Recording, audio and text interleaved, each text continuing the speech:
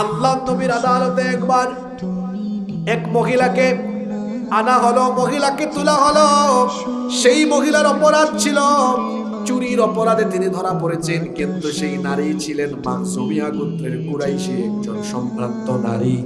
এই মহিলাকে যখন চুরির অপরাধে ধরা হলো, সাহাবায়ে কেরাম এবার পারস্পরিক পরামর্শ করছেন, এত সম্ভ্রান্ত বংশের নারী, আল্লাহর নবী যদি বিচার করতে গিয়ে এই মহিলার পক্ষে, এই মহিলার ব্যাপারে তিনি যদি কোরআন থেকে হাত কাটার রায় দিয়ে দেন, তাহলে ওই বংশের মান সম্মান নষ্ট হয়ে যাবে।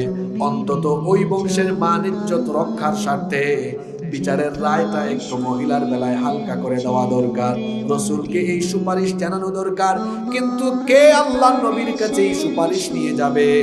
কারো কোনো সাহস হয় না। অবশেষে সাহাবায়ে কেরাম পরামর্শের ভিত্তিতে উসামা ইবনে যায়েদ রাদিয়াল্লাহু আনহুকে সেখানে পাঠালেন। উসামা ইবনে যায়েদ রাদিয়াল্লাহু আনহু আল্লাহর নবীকে গিয়ে যখন এই মহিলার বিচারের রায় হালকা করে দেওয়ার সুপারিশ করলেন, এই কথা শোনা মাত্রই আসমান যেন আল্লাহর নবীর মাথার উপরে ভেঙে পড়ার উপক্রম হয়ে গেল। আল্লাহর নবী সঙ্গে সঙ্গে সকল সাহাবীদেরকে ডাকলেন, ডেকে বললেন, সাহাবীরা, আল্লাহর বিধানের বিরুদ্ধে রায় দেওয়ার এত বড় দুঃসাহসের সুপারিশ তোমরা কেমনে পেলে?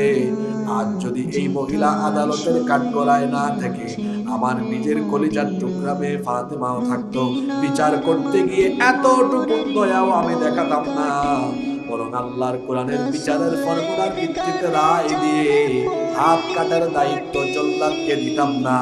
কারণ জল্লাদকে দায়িত্ব দিলে নবীজির মেয়ে এই জন্য হাত কাটতে গিয়ে একটু দয়া মায়া দেখাতে পারে, সেই জন্য বিচারের রায় দিয়ে আমি নিজে পাপ হয়ে আমার নিজের মেয়ের হাতটাকে আমি নিজেই কেটে ফেলে দিতাম।